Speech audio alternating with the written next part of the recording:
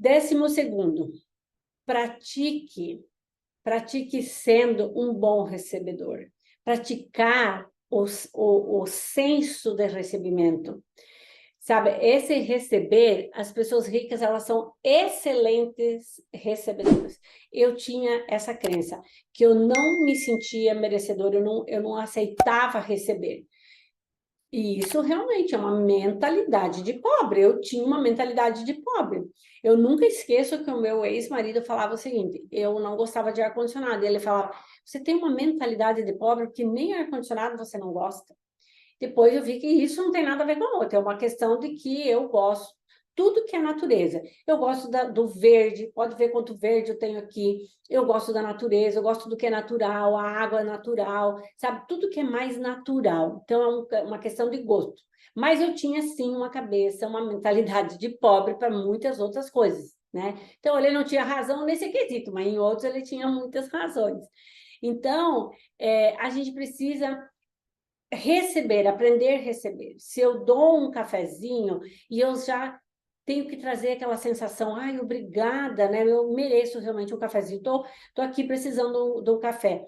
Qualquer coisa que você receber e não verbalizar quando você recebe esse presente, por exemplo, quando eu comprava uma peça de roupa, por exemplo, e eu até me dava aquela peça de roupa. Isso também é um síntoma da pobreza, né?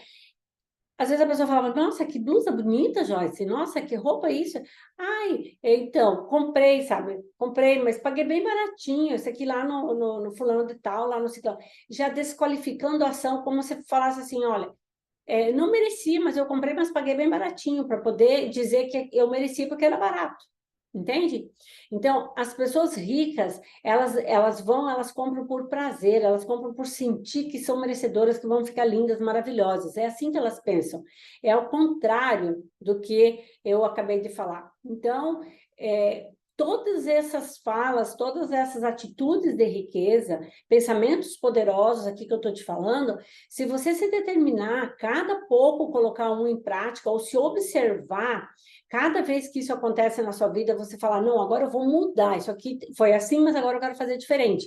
Por quê? Você vai ter que ouvir esse vídeo aqui várias vezes, ou ler o que eu vou deixar aqui para você de PDF, para que você pegue essas sacadas, porque eu estou sempre olhando, porque a nossa mente não sabota, né? Então, comprometa-se a ser rica, que é com esse comprometimento que você vai conseguir levar à frente tudo isso.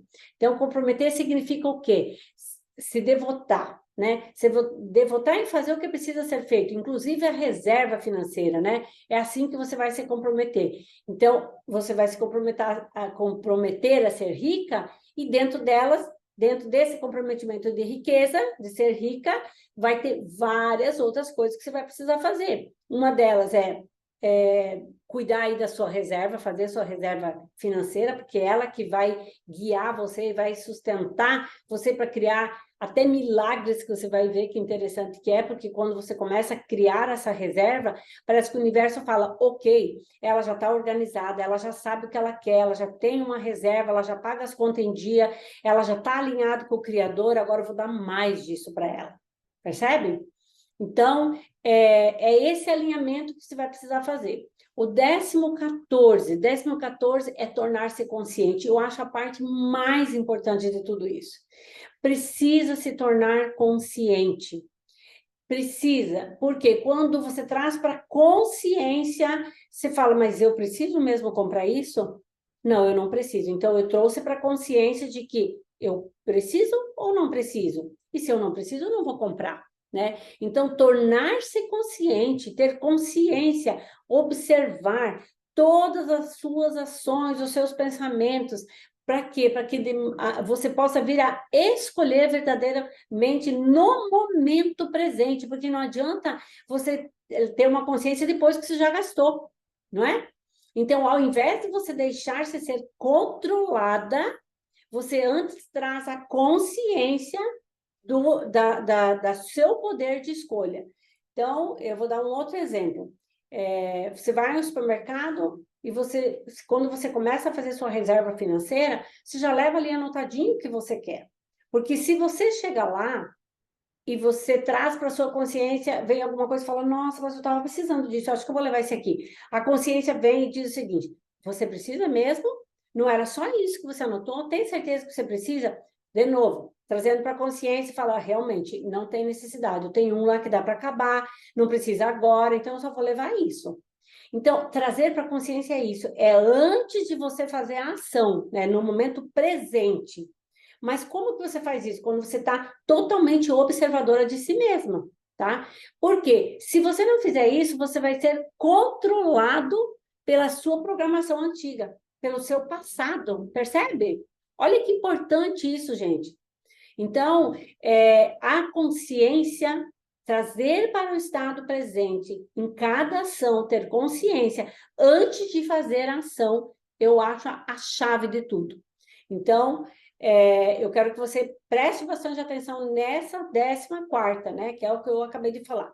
E a 15ª, ser maior do que qualquer problema, né? O que acontece? O segredo para o sucesso não é a gente evitar, né?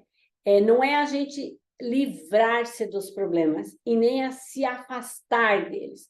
Qual que é o segredo do sucesso? Né? É você crescer de modo a ser maior do que qualquer problema. Como que você faz isso? Quando você tem consciência, quando você tem expansão, né? Conhecimento junto, e você fala assim, cara, beleza, eu estou aqui com um problema, mas está tudo bem, é só um problema, eu vou resolver ele. De que forma eu vou resolver? E aí você vê que você está maior do que o problema, mais empoderada do que o problema, você está mais consciente do que o problema. Agora, quando você se bobeia toda com um problema que está ali, ele toma conta de você, ele fica maior. Então, as pessoas ricas, bem-sucedidas, elas sempre pensam e se empoderam acima dos problemas, acima das situações, tá? 16º, pense a longo prazo. As pessoas ricas, elas pensam a longo prazo. Elas equilibram os seus gastos para ter prazer também no futuro. Porque imagine você que falta de responsabilidade a nossa, e eu já fui essa, tá? Porque eu venho de uma família de filhos e de ex-marido gastadores. Pensa a luta para lidar com gastadores, que você já viu ali o perfil, né? O gastador, o conservador, o negador, aquelas coisas que você já viu. O que acontece? É um esforço muito grande para você trabalhar com essa turma de gastador, porque você precisa equilibrar os gastos para pensar no futuro. Só que eu tinha um pensamento que não era para pensar no futuro para ter prazer no futuro, mas era um pensamento, uma crença negativa, destrutiva demais, aonde eu queria ter dinheiro, queria ter dinheiro guardado e coisas guardadas para quê? Porque eu não dormia dia e noite pensando que eu precisava ter dinheiro para a saúde, para a doença, para quando eu ficasse velha ficar doente. Então, não adianta você querer fazer um futuro, fazer uma reserva com esse pensamento igual eu tinha. Aí não vai ser outra coisa que vai acontecer, a não ser isso mesmo. Mas eu preciso limpar as crenças, ajustar o meu financeiro e começar a fazer reservas para ter prazer no futuro. Percebe? Então, eu estava criando a minha autoprofecia e ia me levar a isso. Ainda bem que eu acordei antes, né?